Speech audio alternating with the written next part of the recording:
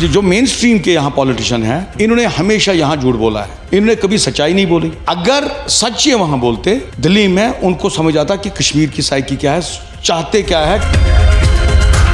अब जो ये नया कांड हुआ, ये पहली बार हुआ जब सीधा मिलिटेंट उन्हें किया या टेररिस्ट उन्हें कर दिया। They attack the tourist on 22 of this अप्रैल। तो इन्होंने वहाँ जो टूरिस्ट थे उन पे अटैक कर दिया। इस्लाम में या किसी भी धर्म में ऐसा है कि जो नॉन कम्बेटेंट हो, non combatant means who is not involve in the war, उसके साथ करना ही नहीं है किसी को। जो दो वारिंग फैक्शंस होते हैं या पार्टीज होते हैं, वो आपस में लड़े, उसको भी बंदूक इसको भी बंदूक, मगर जो निहत्ता हो उस पे वार नहीं करना, ये इस्लाम भी कहता है। इस्लाम ने ये भी हमारे प्रॉफिट सल्लल्लाहु अलैहि वसल्लम में ऐसा कहा है कि बच्चे को मत छेड़ो, even don't cut the tree during war. अगर कोई पौधा खड़ा है, पौधे को भी मत उखाड़ो।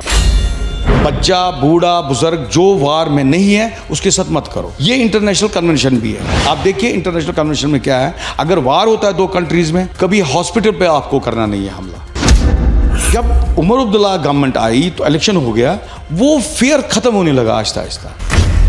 रीजन क्योंकि हर एक पॉलिटिशियन को, मेन स्ट्रीम पॉलिटिशियन को, इसको अपनी इंटरेस्ट है, इसकी अपने वोटर्स है, इसको उनके लिए कंसेशंस देने हैं। वो किस हद तक जाएंगे, मतलब वो कोई कुछ करते हैं तो पुलिस जब उनको उठाती है, छोटा मोटा कांड भी अगर करेंगे, वो उसको जरूर सिफारिश करेगा, जी ये मेरा वोटर है, इसको छुड़वा। यहाँ का जो लॉ एंड ऑर्डर है या सिक्योरिटी है या होम डिपार्टमेंट है, वो गवर्नमेंट ऑफ इंडिया के अंडर है। मगर जो लोकल पॉलिटिशियंस होते हैं या ब्यूरोक्रेट्स होते हैं, इवन उनका इन्फ्लुएंस काफ़ी होता है। ये जो हमारे यहाँ के लोकल पॉलिटिशियंस हैं, जो उसने वादे किए थे चीफ मिनिस्टर ने, वो मिला नहीं उनको। उसने गैस का वादा किया था 12 सिलेंडर्स, उसने राशन का ये किया था, वो भी नहीं मिला। उसने किया था पावर 200 यूनिट फ्री, वो भी नहीं हुआ, क्योंकि उसके हाथ में था ही नहीं कुछ। उसने धोखे से इनको लिया ये सारी चीज़ें। अब उसने परसों असेंबली में कहा कि मैं रिस्पॉन्सिबिलिटी लेता हूँ एज ए टूरिज्म मिनिस्टर, ये मेरी गलती है। अगर उसकी गलती है, अगर moral responsibility, why doesn't he resign. 22 ਤਰੀਕ ਨੂੰ ਬਹੁਤ ਹੀ ਕਾਲਾ ਦਿਨ, ਮੰਦਭਾਗਾ ਦਿਨ, ਜਿਸ ਨੂੰ ਲੈ ਕੇ ਪੂਰਾ ਦੇਸ਼ ਭਰ ਦੇ ਵਿੱਚ ਵੱਖਰੀਆਂ ਸਟੇਟਸ ਦੇ ਵਿੱਚ ਤਾਂ ਆਵਾਜ਼ਾਂ ਉੱਠੀਆਂ ਨੇ ਇਸ ਅੱਤਵਾਦ ਦੇ ਖਿਲਾਫ। ਪਰ ਜੰਮੂ ਕਸ਼ਮੀਰ ਦੇ ਲੋਕ, ਖਾਸ ਕਰਕੇ ਕਸ਼ਮੀਰੀ ਲੋਕ, ਕੀ ਸੋਚਦੇ ਨੇ, ਕਿੰਨਾ ਜ਼ਿੰਦਗੀਆਂ ਤੇ ਅਸਰ ਹੈ, ਇਸ ਬਾਰੇ ਅਸੀਂ ਕੱਲੀ ਕਹਾਣੀ ਜਾਣਨ ਦੀ ਕੋਸ਼ਿਸ਼ ਕਰ ਰਹੇ ਹਾਂ ਕਿ ਆਖਰਕਾਰ ਪੂਰਾ ਸੱਚ ਕੀ ਹੈ। ਸੱਚ ਪਰਦੇ ਦੇ ਅੰਦਰ ਜਿਹੜਾ ਛੁਪਿਆ ਰਹਿ ਗਿਆ ਉਹ ਕੀ ਹੈ, ਔਰ ਜੋ ਬਾਹਰ ਦਿਖ ਰਿਹਾ ਕਿ ਸਾਰਾ ਕੁਝ ਉਹੀ ਸੱਚ ਹੈ ਜਾਂ ਅੰਦਰ ਬਹੁਤ ਕੁਝ ਹੈ। ਇਹ ਕੋਸ਼ਿਸ਼ ਕਰਾਂਗੇ ਗੱਲਬਾਤ ਕਰਨ ਦੀ। ਬਹੁਤ ਹੀ ਸੀਨੀਅਰ ਜਰਨਲਿਸਟ ਜਿਨ੍ਹਾਂ ਦੀਆਂ ਹੁਣ ਤੱਕ 3 ਮਹੱਤਵਪੂਰਨ ਕਿਤਾਬਾਂ ਆ ਚੁੱਕੀਆਂ ਨੇ। ਸਲੀਮ ਪੰਡਿਤ ਜੀ ਟਾਈਮਜ਼ ਆਫ ਇੰਡੀਆ ਦੇ ਵਿੱਚ ਲੰਮਾ ਸਮਾਂ, ਕਈ ਦਹਾਕੇ ਇਹਨਾਂ ਨੇ ਕੰਮ ਕੀਤਾ ਹੈ, ਔਰ ਪ੍ਰੈਸ ਕਲੱਬ ਆਫ ਕਸ਼ਮੀਰ ਦੇ ਮੌਜੂਦਾ ਪ੍ਰੈਜ਼ੀਡੈਂਟ ਵੀ ਨੇ, ਸਰਪ੍ਰਸਤ ਵੀ ਨੇ। ਔਰ ਇਹਨਾਂ ਨੇ ਕਿੰਨਾ ਕੰਮ ਕਸ਼ਮੀਰ ਲਈ ਕੀਤਾ ਐਜ਼ ਏ ਪੱਤਰਕਾਰ, ਐਜ਼ ਏ ਕਸ਼ਮੀਰੀ, ਇਹ ਸਾਰੀ ਗੱਲਬਾਤ ਇਹਨਾਂ ਤੋਂ ਜਾਣਨ ਦੀ ਕੋਸ਼ਿਸ਼ ਕਰਾਂਗੇ। ਖਾਸ ਕਰਕੇ ਪਹਿਲਗਾਮ ਦੇ ਕਾਂਡ ਨੇ ਕੀ ਕੁਛ ਬਦਲ ਕੇ ਰੱਖ ਦਿੱਤਾ ਹੈ, ਔਰ ਇਸ ਨੂੰ ਇਹ ਕਿਵੇਂ ਦੇਖਦੇ ਆ ਸਾਰੀ ਚੀਜ਼ਾਂ ਨੂੰ। ਇੱਥੋਂ ਦੀ ਲੋਕਲ ਸਰਕਾਰ, सेंटर सरकार ਕਿਹੜੀ ਕੀ ਕਹਿ ਰਹੀ है, और इस दे पीछे दावे किन्ने खोखले है कि किन्ने बड़े मजबूत ने, सारी गलबात करांगे। सर, सबसे पहले तो आपसे यही जानना चाहेंगे, क्योंकि दुनिया की नज़र है अब इस कश्मीर के ऊपर इस घटनाक्रम के बाद। आपने बड़े ऐसी रिपोर्टिंग की होंगी, ऐसे मतलब घटनाक्रम की, इंसिडेंट्स की, लेकिन ताज़ा जो घटनाक्रम ये हुआ है पहलगाम का, इसके बारे में जब आपको पता चलता है या जो चल रहा है इन्फॉर्मेशन के फ्लो में, कितना आपको सच लगता है, कितना आपको झूठ लगता है? देखिए, मैं एक चीज़ यहाँ कहना चाहता हूँ। आपको पता है मैंने काफ़ी ये जो अपनी रिपोर्टिंग यहाँ की है टाइम्स ऑफ इंडिया के लिए, आप ये मानिए कि 25 ईयर तक मैंने काम किया है उनके साथ।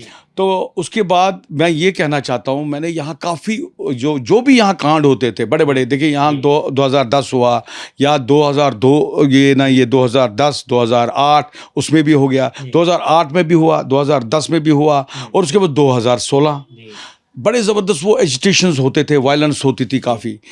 उन दिनों भी अगर आप देखेंगे, जब भी टूरिस्ट आता था यहाँ के पत्रकार जो है वो छुपाते थे।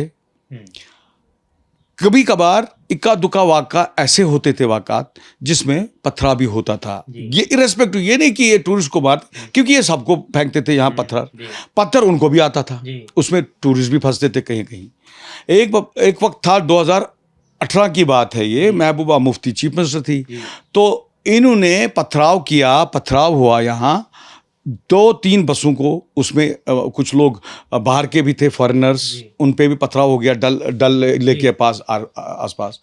तो उसके बाद यहाँ भी हुआ ये क्या बोलते हैं उसको, शालटेक साइड पे भी, वो कहते हैं गुलमर्ग रोड पे।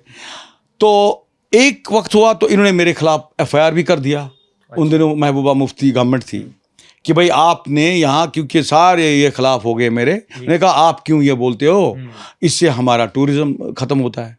टूरिज्म खत्म इसलिए भाई एक रिपोर्टर का। फिर उसके बाद मैं गया हाई कोर्ट में चैलेंज कर दिया मैंने FIR, तो अल्टीमेटली वो कॉश हो गया। हाई कोर्ट ने जजमेंट जब दी 2021 में दी, उन्होंने जजमेंट कॉश करके, high court of Jammu and Kashmir, उन्होंने लिखा कि भाई रिपोर्टर का काम है रिपोर्ट करना। जब इंसिडेंट हो गया, पुलिस ने एडमिट किया था, हाँ अटैक हो गया था, पथराव हो गया था 2 बसों पे या 3 बसों पे। तो फिर हाई कोर्ट ने, जज ने ये लिखा, उसने बताया कि भाई इसका काम है एज ए रिपोर्टर रिपोर्ट करना। ये गवर्नमेंट की ये है काम है कि ये ना होना ऐसा वाक़ा, बट इसको काम करने दो। उसमें मेरी पार्टी जो थी जिसने FIR भी किया था, वो यही थे, people who were connected with the trade off tourism. तो वो भी एक पार्टी थी, उनको भी लताड़ा कोर्ट ने, उसने कहा भाई आपका काम है अपना होटल चलाना, इसका काम है रिपोर्टिंग का, इसको अपना काम करने दो। जब सही है तो पुलिस भी खुद बोलती है हाँ जी ये सही है जिसने लिखा है, तो उसके डिस्पाइट दैट आप इसको FIR करवाते हो। वो करवाया था पॉलिटिकल, इसने डिस्पेंसेशन ने, उस वक्त PDP थी यहाँ गवर्नमेंट, और ये उमर अब्दुल्ला था अपोजिशन में, इसने भी मेरे खिलाफ ट्वीट कर दिया उसने। अच्छा, कहना ये है मुझे, जो मेन स्ट्रीम के यहाँ पॉलिटिशियन हैं, इन्होंने हमेशा यहाँ झूठ बोला है, इन्होंने कभी सच्चाई नहीं बोली। अगर सच ये वहाँ बोलते दिल्ली में, उनको समझ आता कि कश्मीर की साइकी क्या है, चाहते क्या है पहले की तरह इस बार भी झूठ बोला जा रहा है। मैं वहीं आता हूं मैं। उसके बाद क्या हुआ, बड़ी ये अच्छी बात है, ये बड़ी जबरदस्त बात है, एक हफ्ते के बाद ही और अटैक हुआ टूरिस्टों पे। एक छोटा सा बच्चा मर गया चेन्नई का, पथराव में उसको सर में पत्थर लगा और वो मर गया। और फिर इसी महबूबा मुफ्ती चीफ मिनिस्टर ने कहा आई एम सॉरी, अब तो विंडिकेट हो गया आपका स्टैंड जो आपने बोला था। मैं कहा मैं तब भी बोल रहा था, मर गया वो। उसने, उसको इन लोगों ने 5 लाख रुपए दे के ख़त्म कर दिया उसके बाप को, मगर उस वक्त भी मरा। 2008 की बात है ये।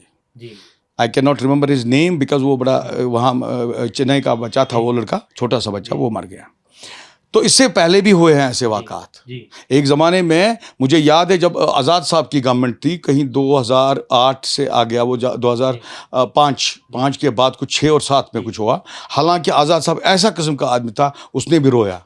वो कभी नहीं अलो नहीं करता था कि टूरिस्टों पे कोई ये पत्थर फेंके। मगर मैं ये कहता हूँ कि लोकल्स जो थे ना, ये पथराव जब होता था, ये इरेस्पेक्टिव, उनको ये एम नहीं होता था कि हम टूरिस्ट में, उनको भी आता था, वो जद में आते थे जिसको हम कहेंगे, मगर होता था, उस वक्त भी होता था। ये करने नहीं देते थे, ये नए हाईलाइट कभी करने नहीं देते थे। फिर जब वो बच्चा भी मर गया तब भी इन्होंने छुपाया यहाँ, मगर मैंने वो भी लिखा तो वो भी रिपोर्ट हो गया। बात मुझे ये कहनी है, उसके बाद अब जो ये नया कांड हुआ, ये पहली बार हुआ जब सीधा मिलिटेंट ने किया या टेररिस्ट ने कर दिया। They attack the tourist on 22 of this अप्रैल। तो इन्होंने वहाँ जो टूरिस्ट थे उन पे अटैक कर दिया। ये मुझे जो लगता है, जो मेरी राय है, मेरी एक्सपीरियंस जो कहती है, एक मैसेज थी ये कि डिस्पेंसेशन को या गवर्नमेंट को, गवर्नमेंट ऑफ इंडिया को, अदर साइड जो पाकिस्तान इसको, जिसको इंटरेस्ट है यहाँ, जो लड़ाई करता है या लड़ाई उठवाता अपने इंटरेस्ट के लिए, उसने इनको दरअसल दिखाया कि हम कहाँ तक जा सकते हैं। क्योंकि वार में क्या होता है, वार में ये हम देखेंगे, हम जैसे लोग, हम नहीं चाहते हैं कि खून खराबा हो, हम ये चाहेंगे भाई इसने किया क्या सिविलियन में। और मैं ये यहाँ कहना चाहता हूँ, ये बड़ा इंपॉर्टेंट चीज़ है।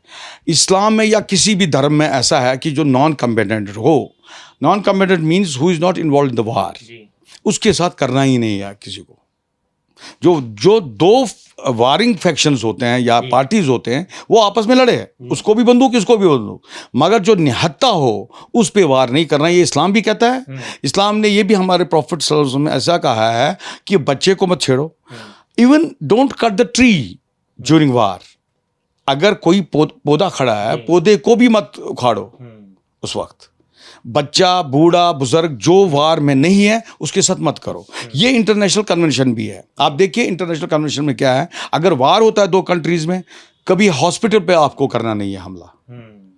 अच्छा, रेड क्रॉस जो होता है, जो वर्ल्ड रेड क्रॉस है, उसका काम ही यही है। So international convention also says like that, you don't have to attack the non combatant, जो वार के साथ नहीं हो उसके साथ अटैक नहीं करना है। खैर आज तो एक वो स्थिति बदली है सारे दुनिया में, आज तो उस पर भी करते हैं, सिविलियन भी करते हैं, होता है ये।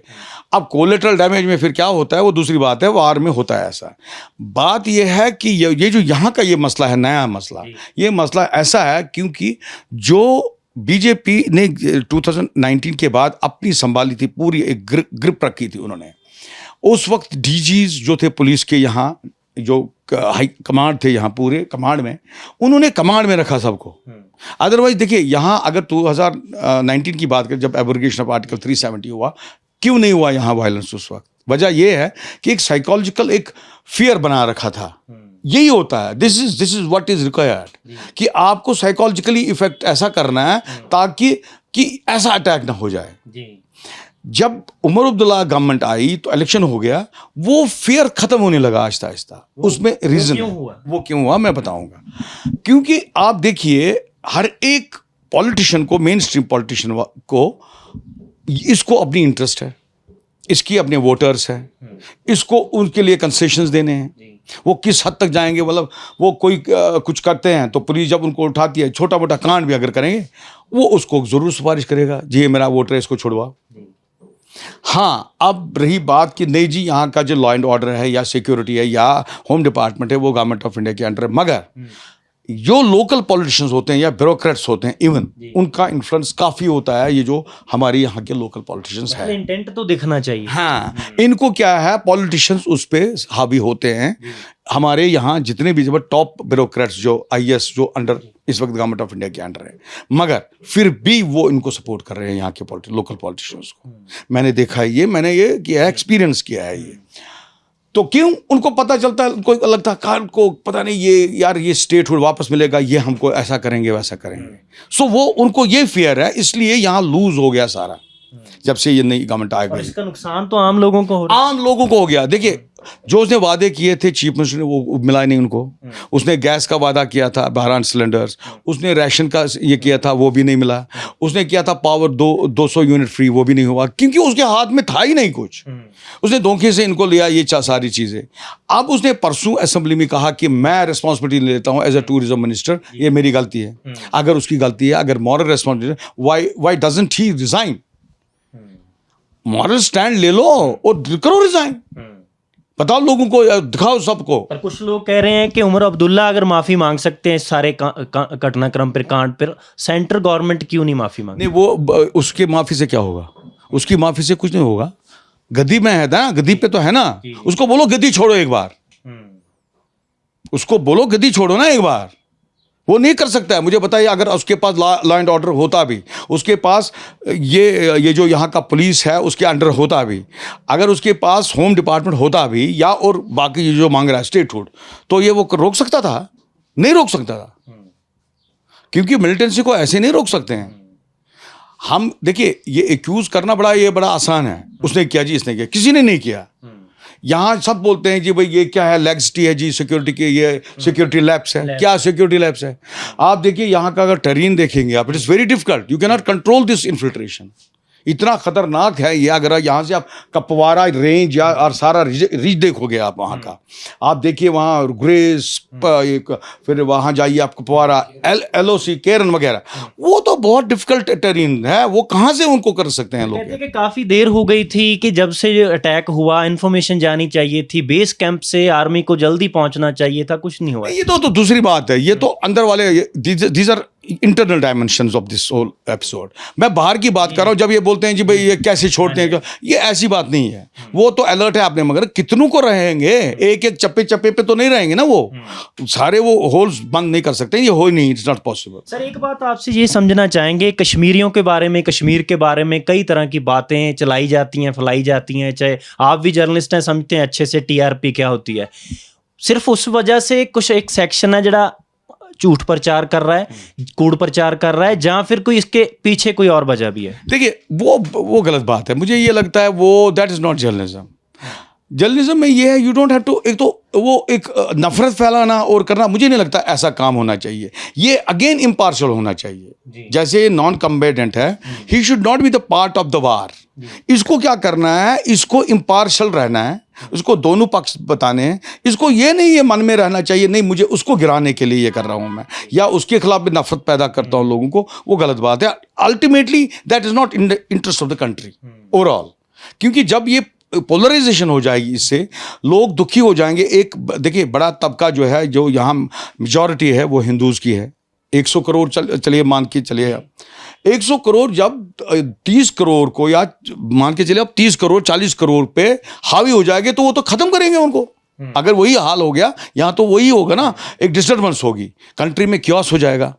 ये जर्नलिस्टों को सोचना चाहिए कि ऐसा क्या होता है। ये पोलराइजेशन ठीक बात नहीं है कि मैं उसको एक्यूज करूँ इसको करूँ। इसका असर इतना पड़ा है कि इवन के पंजाब सबसे सेफ स्टेट मानी जाती है कश्मीरियों के लिए, खास करके स्टूडेंट्स खुद बोल रहे हैं। बाकी स्टेट्स में स्टूडेंट्स के पास कितना कुछ हुआ। चंडीगढ़ में भी पीटा बच्चों को, उनकी कोई खता ही नहीं है। मैं मानता हूं, देखिए एक तो भावना माननी पड़ेगी आपको, एक सेंटिमेंट जो है कश्मीरी, अगर आप ओवरऑल देखोगे ना, ये बेचारा खोया हुआ है। खोया कैसे है? क्योंकि इसको जो यहाँ लोकल पॉलिटिशियन मिले हैं ना आज तक, 47 से मैं कह रहा हूं, उन लोगों ने इसका माइंड खराब कर दिया। एक बात कह के, कुछ और बात कह के, हर एक समय पे अलग अलग बात कह के, कभी उसको बोला नहीं आप हिंदुस्तान ठीक है यार, छोड़ो आप यार, अब हिंदुस्तान खराब है, नहीं यार इसको छोड़ते हैं यार, कोई आज़ादी मांगते हैं। ये सिर्फ ये मेन स्ट्रीम पॉलिटिशियन कर रहे हैं। ये एक बात उनको बोलते हैं, दिल्ली में कुछ और बोलते हैं। इससे क्या हो गया, ये जो कश्मीरी है ना उधर का रहा ना इधर का ना रहा, ये किसी का रहा ही नहीं बेचारा। इसलिए सहम में भी रहते हैं लोग, क्योंकि हमने भी कोशिश की, लोग डरे हुए बहुत डरे हुए हैं। मैंने ये देखा, ये हाल देखा, यहाँ जो people who are in uniform, यहाँ की लोकल पुलिस, वो भी डरती है आजकल कि और कांड ना हो जाए, हम मरेंगे। इतना हाल खराब है कि ये जो सेंस ऑफ इनसिक्योरिटी गई है अब लोगों में, एक फैल गई यहाँ, ये यहाँ तक है। ये नहीं होना चाहिए। इनको एक, आपको एक मॉरल बूस्ट करना है इनको, ताकि ये डरे ना। इनको वो डर निकालना है। डर निकाल के फिर आप आहिस्ता इसको ऑफसेट कर दीजिए, हालात ठीक हो जाएंगे। देखिए ऐसे इंसिडेंट होते हैं, मैं मानता हूँ ये बहुत ही मैं कहता हूँ हीनियस और ब्रूटल अटैक था ये, और उन लोगों को बेचारे कपल्स नए वो मारना, ये तो इंतहाई बेदर्दी है ये और गलत है। मगर सवाल अब ये है कि अल्टीमेटली अगर आप देखेंगे ऐसे वाक़ा 90 से यहाँ अगर आप देखेंगे ना कश्मीर में, ऐसे कांड तो काफ़ी हुए हैं which have not been reported. यहाँ कितने नहीं हुए, घरों में घुसे, ऐसे ऐसे लोग मरे। एक वाक़ा मैं बोलता हूँ, प्रेग्नेंट थी एक लेडी, उसका हस्बैंड उसको ले रहा था डॉक्टर के पास। It was somewhere nearing 90s की, अर्ली 90s की बात कर रहा हूँ मैं।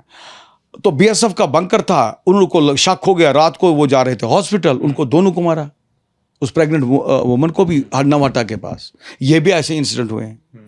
हाँ, उसका हस्बैंड वो तो जेके बैंक में काम करता था। कहना ये है कि कोलैटरल डैमेज फिर होता है, क्योंकि वो डर गए थे बीएसएफ वाले, या क्या है व्हाटएवर, डिलिबरेटली किया या वो डर गए, उनको लगा कोई आया वो आतंकवादी, तो उन्हें मारा उन दोनों को। ऐसे ऐसे कांड तो बड़े ज़बरदस्त हो गए हैं। मतलब मेरा मतलब ये है कि आप गवर्नमेंट का काम है, पर्टिकुलरली गवर्नमेंट ऑफ इंडिया का। देखिए स्टेट गवर्नमेंट तो कर नहीं सकेगी ये चीज़। स्टेट गवर्नमेंट का जो ये हमारा चीफ मिनिस्टर साहब है, ये अपना देखता है। ये कहता है मैं कैसे गद्दी संभालो अपनी, इसको कोई काम नहीं। आप बताइए मुझे, अगर इसको ये कहता है, ये क्लेम करता रहता है बार बार कि भाई मेरे पास पावर्स नहीं है, नहीं है ना, कम से कम सड़क का तो काम है ना, इसका सड़क तो ठीक करो, नाली तो ठीक कर सकता है ना, ये वो भी नहीं है। यहाँ बातें करना, अंग्रेजी करना और फिर असेंबली में कहना, उससे कुछ नहीं होता है भैया।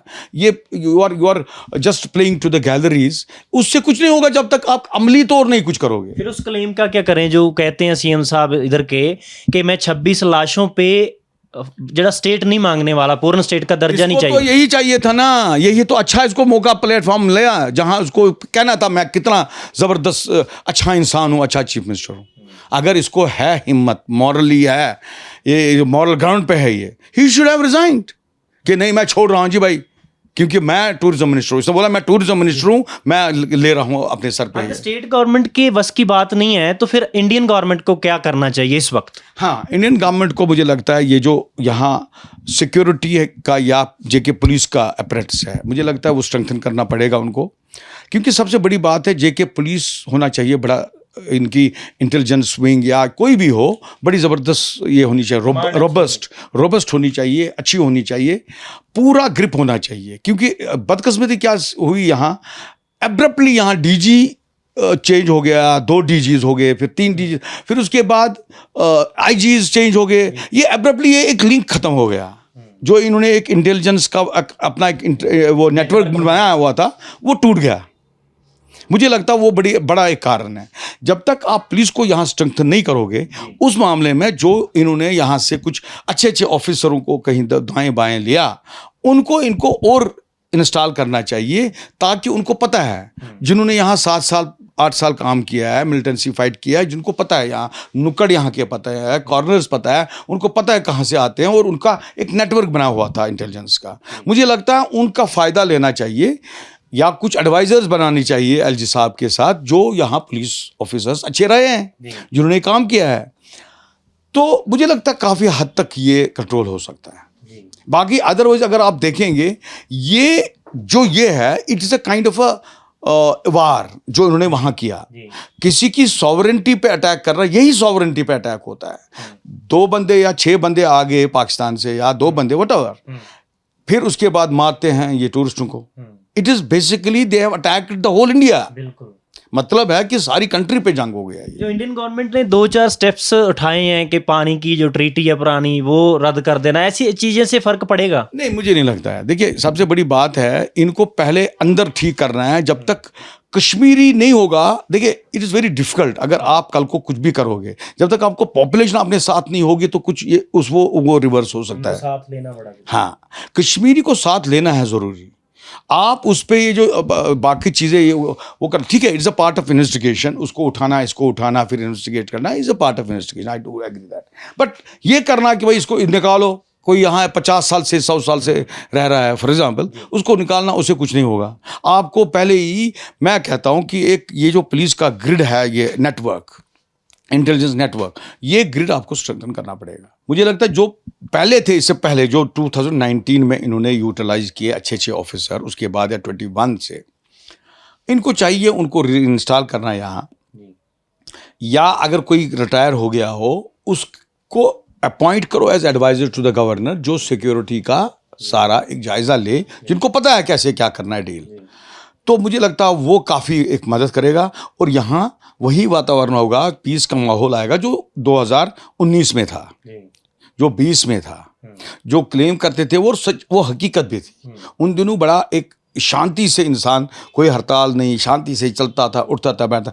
अगर आप करेंगे दिल की बात, जब ये डरते हैं कश्मीरी, ये बात नहीं करेंगे सचमुच, मगर जब आप दिल की बात किसी से अंदर पूछोगे, वो बेचारा यही चाहता है कि अमन हो जाए कश्मीर में, वो पीस हो जाए, और कोई नहीं चाहता। मैं ये बताऊंगा आपको, हालांकि भले ही टूरिज्म का जो स्टेक है हमारा यहाँ इकोनॉमी में, it is only 5%, not more than that, 5 और 6%, मगर ये वेलकमिंग है, ये बहुत हॉस्पिटेबल है कश्मीरी, ये चाहते हैं यहाँ आए।